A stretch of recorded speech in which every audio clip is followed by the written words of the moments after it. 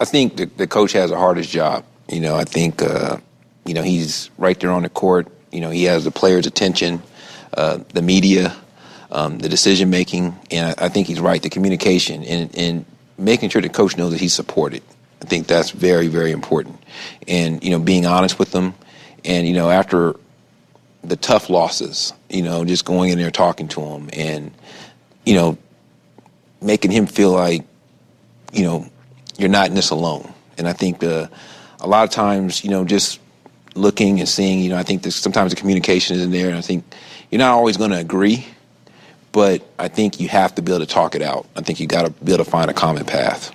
I always say this, it is a relationship, unfortunately, that's built to fail, because coach loses a game, huddles with his staff, and says, I don't know how we're supposed to win with these guys. I mean, can't win with these guys.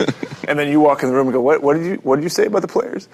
and then the GM says, well, if you'd play, you got so-and-so playing the 3, he's a 2. I drafted him as a 2. So you've got this disconnect that's inherent and preys upon our weaknesses as people. Because how many of us, when things get difficult, look in the mirror instead of looking out the window and saying, that one's on me.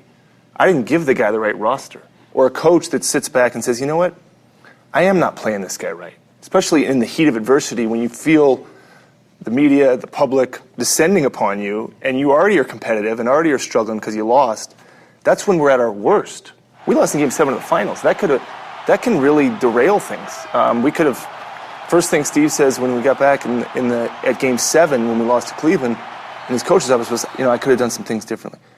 Like that's a self-awareness. And then I say, well, I didn't give you much. So it's a camaraderie, but like a marriage, like anything, you need to work at it. You leave it alone, it spirals. You don't touch that relationship,